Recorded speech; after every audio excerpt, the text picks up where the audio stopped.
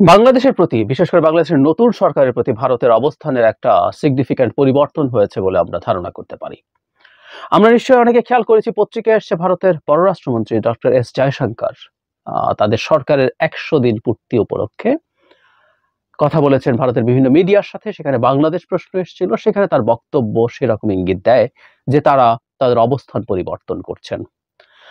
তারা অবস্থান পরিবর্তন করছেন কিনা সেটা আগে বুঝতে চাই, এবং কেন তারা এই অবস্থান পরিবর্তন করছেন, এই পরিবর্তনটাকে আমরা কিভাবে দেখব সেটা নিয়ে কথা বলবো। জয়শঙ্করকে যখন জিজ্ঞেস করা হয়েছিল, তখন বাংলাদেশের রাজনৈতিক পালাবদল ও সেই পরিস্থিতিতে ভারতের ইতিকর্তব্য নিয়ে প্রশ্ন করা হলে জয়শঙ্কর বলেন, সবসময় সবকিছু ঠিক থাকবে তা হয় না, সবসময় সবকিছু অনুকূলও থাকে না। বাংলাদেশে যা হয়েছে তা তাদের নিজস্ব রাজনীতি, একান্তই অভ্যন্তরীণ বিষয়, কাজে সেই বিষয় নিয়ে মন্তব্য করা অনভিপ্রেত। এটুকু বলতে পারি, আমরা সবসময় বিদ্যমান সরকারের সঙ্গে সম্পর্ক রক্ষা করে চলি। আমি পুরোটা পড়ে আমি আবার আসবো এই জায়গায়। তিনি বলেন, আমার বিশ্বাস ওরা ওদের অবস্থান বুঝে নিলে এবং সম্পর্কের মাহাত্ম্য অনুধাবন করলে প্রতিবেশী সম্পর্ক অন্য উচ্চতায় পৌঁছাবে। প্রতিবেশীরা সবসময় একে অন্যের প্রতি নির্ভরশীল হয়। তিনি আরো বলেন, অন্য প্রতিবেশী দেশেও কোথাও কোথাও রাজনৈতিক ঘটনা ঘটেছে, কিন্তু মিটমাট হয়ে গেছে। বাংলাদেশে যা হওয়ার তা হবে, তা নিয়ে মন্তব্য করা সাজে না, কিন্তু আমাদের মধ্যে যে সম্পর্ক রয়েছে আমরা তা আমাদের দিক থেকে স্থিতিশীল রাখতে চাই, সম্পর্ককে আরো এগিয়ে নিয়ে যেতে চাই। তিনি বলেন, আমাদের মধ্যে খুব ভালো সহযোগিতা আছে, ব্যবসা বাণিজ্য ভালো, মানুষের সঙ্গে মানুষের যোগাযোগও চমৎকার, আমরা এই পথেই এগোতে চাই। মানে জয়শঙ্কর বা ভারত আমাদের সাথে সম্পর্ক নিয়ে এগোতে চান কিনা, এগোতে চাইলে কি করতে হবে সেটা নিয়েও বলবো। কিন্তু এখানে একটা খুব ইন্টারেস্টিং জায়গা আছে।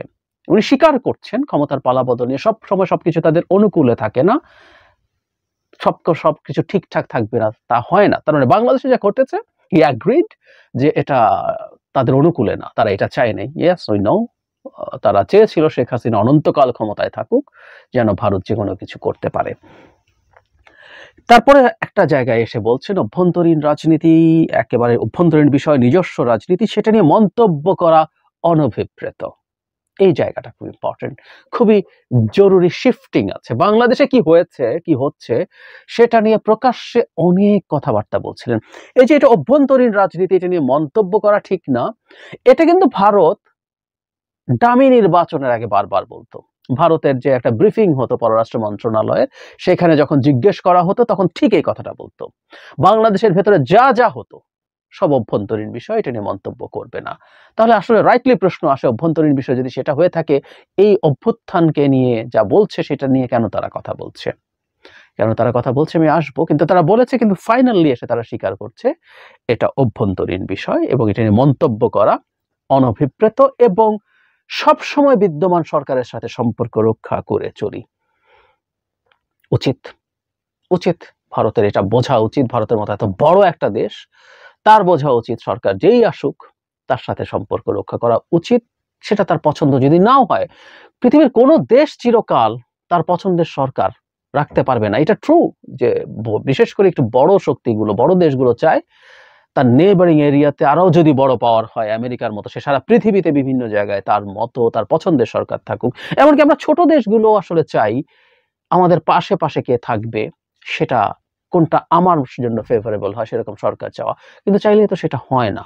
প্রত্যেক দেশের নিজস্ব ডিনামিক্স আছে, নির্বাচন হলে সেই নির্বাচনের মধ্যে মানুষের চয়েস আছে। সো এটা মেনে নেওয়া সবসময় ভালো, যে সরকারই আসুক তার সাথে আমরা কাজ করতে চাই। উনি প্রতিবেশী সম্পর্কে বলতে গিয়ে একটা জায়গায় বলছেন, বহুবার আমি এই কথা বলেছি, প্রতিবেশীরা সবসময় একে অন্যের প্রতি নির্ভরশীল হয়। শুধু নির্ভরশীলতা না, ভারতের সাথে যেহেতু আমাদের অবস্থানগত সম্পর্ক আছে, আমাদের বর্ডার আছে, আমাদের মধ্যে জিওপলিটিক্যাল সম্পর্ক আছে।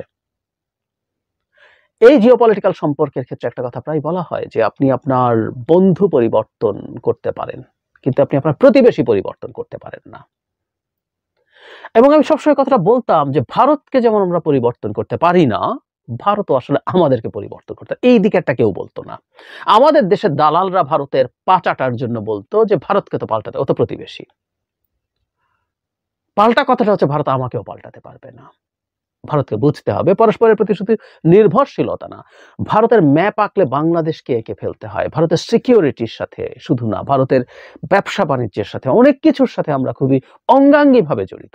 আমরা শুধু আমদানি রপ্তানির হিসাব করি, বাংলাদেশের যে ট্যুরিজম হয়, বাংলাদেশের মানুষ কেনাকাটা করতে যায়, ঘুরতে যায়, চিকিৎসার জন্য যায়, হিউজ আর্নিং। আমরা এর মধ্যে দেখছি যে ভারতের ভিসা সংকটের কারণে অনেক বাংলাদেশি যেতে পারছে না বলে কলকাতার বহু হোটেল এবং অন্যান্য ব্যবসা সংকটে পড়েছে। সুতরাং বাণিজ্যের পরিমাণ হিউজ। সুতরাং পরস্পরের প্রতি মানে তারা নির্ভরশীল, এটা তাদের বুঝতে হবে। শেষ অংশে এসে বলছেন আমাদের মধ্যে খুব ভালো সহযোগিতা আছে, ব্যবসা বাণিজ্য ভালো, মানুষের সঙ্গে মানুষের যোগাযোগও চমৎকার, আমরা এই পথেই এগোতে চাই। That's the right thing. মানুষের সাথে যোগাযোগ করা দরকার আছে, খুবই জরুরি দরকার আছে। কারণ সম্পর্কটা মানুষ না, আওয়ামী লীগের সাথেও না, মানে কথাটা এরকম দাঁড়ায় যে কেউ কেউ বলছেন আওয়ামী লীগও না, শেখ হাসিনার সাথে সম্পর্ক করেছিল ভারত বহুদিন, এবং এই পাপ কংগ্রেস থেকে শুরু হয়েছে। আমরা এটা যেন ভুলে না যাই, সেজন্য আমরা ভারত কথাটা ইন জেনারেল বলবো। এবং রিসেন্টলি রাহুল গান্ধীও যেভাবে কথা বলেছেন তাতে মনে হয় তাদের পলিসিও খুব বেশি ডিফারেন্ট কিছু ছিল না, which was utter stupidity। বলেছিলাম অভ্যন্তরীণ রাজনীতিতে সাবালক হয়ে উঠলে উনি আন্তর্জাতিক রাজনীতিতে পাপ্পুই থেকে যাচ্ছেন, যেহেতু উনি বাংলাদেশ নিয়ে এই ধরনের অর্বাচীনের মতো কথা বলেছেন। যাই হোক, ভারতে এটাকে আমরা কিভাবে দেখব, কেন হচ্ছে প্রথম সেটা বলি। সেটা হলো বাংলাদেশ যদি খুব স্ট্রং থাকে, ভারত ফাইনালি রিয়ালাইজ করেছে, ভারত আগেও রিয়ালাইজ করেনি তা না, আমি ভারতের বিভিন্ন জায়গায় লেখায় দেখেছি যে ভারত জানতো ভারতের বিরুদ্ধে খুব প্রচন্ড রকম ডিসকন্টেন্ট তৈরি হচ্ছে বাংলাদেশে, বাংলাদেশের মানুষ টলারেট করছে না, ক্ষুব্ধ হচ্ছে, ঘৃণা করছে অনেক ক্ষেত্রে। কিন্তু তারা ভেবেছিল শেখ হাসিনা তার মিলিটারি এবং সিভিল যে এস্টাবলিশমেন্ট আছে সেটা দিয়ে ক্ষমতায় থেকে যেতে পারবে, এবং ভারতের গোয়েন্দা সংস্থা নাকি সবকিছুর ভেতরে ঢুকে বসে আছে, ওটা অবশ্য কেউ বলেননি, আমরা বলছি। তারা ভেবেছিল ওটা সহযোগ করে তারা ক্ষমতায় থেকে যেতে পারবে, সুতরাং মানুষ বিপক্ষে চলে গেল, শেখ হাসিনাকে ক্ষমতায় রেখে যা ইচ্ছা তা নিয়ে নাও। That was the policy. দীর্ঘদিন থেকে আমরা বলেছি এটা ভুল পলিসি। এটা যদি আপনি চিরকাল করে যেতে পারেন, দ্যাটস ফাইন, আমি মানলাম যে এটা করে যেতে পারবেন, তাহলে করুন। কিন্তু চিরকাল এই সিস্টেম, এটা একেবারেই একেবারে কোনোভাবেই এটা টেকসই কোনো সাস্টেইনেবল কোনো সিস্টেম না, সুতরাং এটা টিকবে না। কিন্তু আপনি এটা করে গিয়েছিলেন। যাই হোক, এখন তারা বুঝতে পারছেন, এবং ডক্টর ইউনূস ক্ষমতায় আসার পর থেকে তিনি ফর্মালি, এমনকি দায়িত্ব নেওয়ার পরও, বিশেষ করে আমি পিটিআই এর ইন্টারভিউটা বলবো, দীর্ঘ সময় কথা বলেছেন, বিস্তারিত কথা বলেছেন, আনরিজলভড প্রায় সব ইস্যু নিয়ে কথা বলেছেন। সেখানে বাংলাদেশের জায়গা থেকে পানি সংকট, বর্ডার কিলিং, শেখ হাসিনা, বাংলাদেশে উগ্রবাদ, জঙ্গিবাদ, হিন্দুদের উপর আক্রমণ, এরকম সব ইস্যুতে উনি খুব স্ট্রং স্ট্যান্স দেখিয়েছেন। একটা স্বাধীন সার্বভৌম দেশের সরকার প্রধান যেভাবে কথা বলেন সেভাবে কথা বলেছেন, এবং ভারত রিয়ালাইজ করেছে তার এই বক্তব্যের সাথে এই দেশের জনগণ খুব ভালোভাবে পেছনে আছে, সমর্থনে আছে। সুতরাং ভারতকে আসলে বুঝতে হবে, এবং ভবিষ্যতেও যে সরকারই আসুক না কেন, তাকে মানুষের এই সাইকোলজি, মানুষের এই চাওয়া, এবং এই চাওয়াটা অন্যায় না। বাংলাদেশে কেউ গিয়ে বলছে না ভারতের সাথে গিয়ে ঝামেলা বাঁধাও, ভারতের সাথে যুদ্ধ লাগাও, কেউ বলছে না। আমাদের যুদ্ধ লাগার ক্ষমতা নাই জানি, কিন্তু কেউ সব বলছে না। জাস্ট আমরা আমাদের ন্যায্য কিছু জিনিস চাইছি, আমরা ভারতের কাছে আমাদের প্রতি ন্যায্য অ্যাটিটিউড চাইছি। ভারত আমাদেরকে কলোনি হিসাবে দেখবে না, ভারত আমাদেরকে করদ রাজ্য হিসাবে দেখবে না, এইটুকু চাইছি। সো ভারত এটা রিয়েলাইজ করছে, এবং ভারত এটা রিয়েলাইজ করে তাকে রিয়ালাইন করার চেষ্টা করছে, দ্যাটস ফাইন। আরেকটা বিষয় এখানে কাজ করছে বলে আমি মনে করি, সেটা হলো আমেরিকা। ডোনাল্ড লু গিয়েছিলেন ভারতে, সেখানে কিছু কথা তো হবেই, তার চাইতে জরুরি কথা, খুব অল্প সময়ের মধ্যে আমেরিকা বাংলাদেশে তার ফুটপ্রিন্ট বাড়াচ্ছে। দুজন গুরুত্বপূর্ণ জুনিয়র মন্ত্রী এসছেন। শুধু সেটা না, এরপর থেকে আমেরিকার প্রভাব আছে এমন সব প্রতিষ্ঠান, আইএমএফ, ওয়ার্ল্ড ব্যাংক, এডিবি, বাংলাদেশকে প্রচুর সাহায্য দিচ্ছে। শুধু তাই না, ইসলামিক ডেভেলপমেন্ট ব্যাংক, আইডিবি, বাংলাদেশকে $5 বিলিয়ন খুব কম সময়ের মধ্যে দিতে চেয়েছে। সো বাংলাদেশে আমেরিকার ফুটপ্রিন্ট অনেক বেড়ে যাবে। এটা আবার ইন্ডিয়ার জন্য একটা টেনশন তৈরি করে, কারণ ইন্ডিয়া কখনোই চায়নি আমেরিকা তার ব্যাকইয়ার্ড, ইন্ডিয়া কনসিডার করে এটাকে ব্যাকইয়ার্ড হিসাবে, ইন্ডিয়ার ব্যাকইয়ার্ডে আমেরিকার অনেক বেশি ইনফ্লুয়েন্স তৈরি হোক। শুধু এটাও তাকে এক ধরনের ভীতি তৈরি করছে। তাকে আমেরিকা বলেছে, সেটা সে পাত্তা দিক না দিক, তার মধ্যে ফোবিয়া তৈরি হয়েছে। আমি যদি এখন খুবই খারাপ সম্পর্কের দিকে চলে যাই, তাহলে আমেরিকা এখানকার ফুটপ্রিন্ট বাড়িয়ে ফেলবে। আমেরিকার সাথে ভারতের স্ট্র্যাটেজিক স্বার্থ থাকলেও ভারত আর সব বড় দেশের মতোই যেটা করেছে, সে চায় তার আশপাশের এরিয়াতে তার ইনফ্লুয়েন্সটাই বেশি থাকুক, এবং আমেরিকা সে চেয়েছিল, সেটা এখন আর আমেরিকা করছে না, তার মাধ্যমে আমেরিকা তার স্বার্থ এখানে দেখুক। আমি অনেকবার বলেছি আগের ভিডিওগুলোতে, আপনাদের মনে থাকার কথা, যে ইন্দো প্যাসিফিক স্ট্র্যাটেজিতে আমেরিকা যখন, এটা আগে এশিয়া প্যাসিফিক স্ট্র্যাটেজি ছিল, জাস্ট প্যাসিফিকে ছিল, পরে এটা ইন্ডিয়ান ওশান, শিনজো আবে জাপানের প্রাইম মিনিস্টার, এক্স প্রাইম মিনিস্টারের একটা কৌশল দেখানোর কারণে এটা ইন্ডিয়ান ওশানও ইনক্লুড করা হয়েছে। কিন্তু এখানে ইনক্লুড করে ইন্ডিয়া তার, আমেরিকা তার নিজস্ব ইন্দো প্যাসিফিক স্ট্র্যাটেজি যখন ঘোষণা করে, ইন্ডিয়া পছন্দ করেনি যে ইন্ডিয়ান ওশানে তুমি এসো না। সো আমেরিকা যখন তার প্রেজেন্স বাংলাদেশে বাড়াচ্ছে, এবং আমেরিকার প্রেজেন্স বাড়ানোর কিন্তু একটা সুন্দর দিক আছে, কেউ সমালোচনা করতে পারেন, কিন্তু আমি মনে করি এটা ডিফারেন্ট।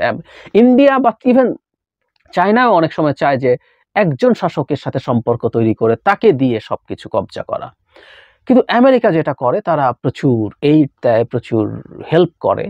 যেমন আমাদের এখন ইকোনমিক ক্রাইসিস আছে, আমাদের ডলার ক্রাইসিস আছে, আমাদের যদি এখন ডলার প্রচুর দেওয়া হয়, এর চাইতে বড় কোনো হেল্প হতে পারে না। আমেরিকা কিন্তু তার জায়গা থেকে সেটা চেষ্টা করছে, সে আমাদের রিফর্ম নিয়ে সাহায্য করতে চাইছে, সে আমাদের মানি লন্ডারিং, যেটা নিয়ে আমরা বহুদিন কথা বলেছি, বিলিয়নস অফ ডলার্স বিভিন্ন দেশে পাচার হয়ে গেছে, সেই পাচারের ক্ষেত্রে তারা সাহায্য করবে। সো এগুলো আমাদের জনগণেরও চাওয়া।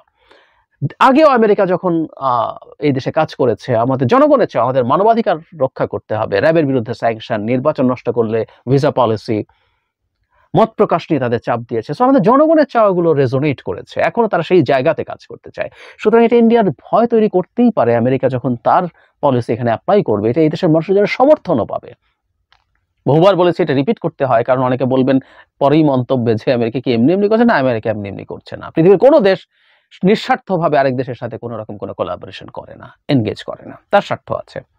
কিন্তু ওর স্বার্থটা এখন আমার স্বার্থের সাথে ম্যাচ করছে কিনা সেটা দেখা, আমি তাকে দিয়ে বেনিফিটেড হচ্ছে কিনা, এটা উইন উইন সিচুয়েশন হচ্ছে কিনা, এগুলো গুরুত্বপূর্ণ প্রশ্ন। সুতরাং সার্বিক পরিস্থিতিতে ভারত রিয়েলাইজ করছে বাংলাদেশের সাথে সম্পর্ক রক্ষা না করলে মানুষ আরো বেশি তার প্রতি ঘৃণ্য অ্যাটিটিউড পেয়ে গেলে, ক্ষুব্ধ হয়ে গেলে তার ব্যবসা বাণিজ্যের ক্ষতি হবে, সরকারের সাথে তার যোগাযোগ না থাকলে এখানে আমেরিকা তার ফুটপ্রিন্ট অনেক বাড়াবে, ভবিষ্যতে সে একেবারেই বাইরে চলে যেতে পারে। এবং শুধু তাই না, চায়না এখানে তার ফুটপ্রিন্ট বাড়ানোর চেষ্টা করছে, শেখ হাসিনার সাথেও ছিল, এখন চায়না বিশেষ করে ভারতকে যারা মানে ভারত যাদেরকে পছন্দ করে না, অ্যাপারেন্টলি আমরা মনে করি বিএনপি, জামায়াত, চায়না তাদের সাথেও সম্পর্ক তৈরি করার চেষ্টা করছে। সুতরাং ভারত এই জায়গা থেকে সরে এসে এখন এখানে ঢুকতে চায়, এবং আমি ব্যক্তিগতভাবে মনে করি ভারত বিএনপি, জামায়াত সবার সাথেও তার এনগেজমেন্ট বাড়াতে চাইবে, জনগণের সাথে বাড়াতে চাইবে। আসলে এটা ছাড়া আর ভারতের কোনো উপায় নেই। তাহলে ভারত এতদিন, মানে প্রশ্ন আসবেই যে ভারত এতদিন কিভাবে তাহলে বা কেন এইভাবে কথা বলেছিল। আমি বহুবার বলেছি, ওর ডোমেস্টিক অডিয়েন্সের জন্য কথা বলেছে। বাংলাদেশ ওর ডিফিটেড হয়েছে, মানে বিভৎসভাবে পরাজিত হয়েছে। সে মনে করেছিল এভরিথিং ইজ আন্ডার কন্ট্রোল, কিন্তু শেখ হাসিনার পতন মানে একই সাথে ভারতের ইকুয়াল পতন, বা আরেকটু বেশিও, কারণ ভারতের ইগো আছে, ভারত বিরাট দেশ, বিরাট হ্যাডাম আছে মনে করে সে। ফলে সে একটু শোরগোল করেছে, হাউকাউ করেছে, এটা তার করতে হয়, না হয় তার জন্য সহজ না হয়তো। এবং বিশেষ করে হিন্দু, যেটা বহুবার বলেছে, হিন্দু কার্ড সে রাষ্ট্রীয় পর্যায়ে থেকে খেলেছে। জনাব মোদির মতো মানুষ রিপিটেডলি টুইট করেছেন, ডক্টর ইউনূসের সাথে কথা বলে টুইট করেছেন, অভিনন্দন জানিয়ে কথা টুইট করেছেন, এমনকি বাইডেনের সাথে কথিত ফোন আলাপ হয়েছে, কিন্তু হিন্দু নিয়ে আলাপ হয়েছে বলে আমেরিকা বলেনি, তারা বলছে, কিন্তু সেখানেও হিন্দু। সো তার ডোমেস্টিক অডিয়েন্স এবং ডোমেস্টিক রাজনীতির জন্য তাকে কিছুদিন শোরগোল হাউকাউ করতে হয়েছে। এটা থিতিয়ে এসছে বলে আমি মনে করি, থিতিয়ে আসা উচিত হবে, এবং দুই দেশ একটা ওয়ার্কিং রিলেশনশিপের মধ্যে দিয়ে যাওয়া দরকার। আমি বহুবার বলেছি, ভারতের প্রতি বিদ্বেষ, ক্ষোভ, ঘৃণা, বা ভারতের ও বাংলাদেশের প্রতি বিদ্বেষ, ক্ষোভ, ঘৃণায় কেউ লাভবান হবে না।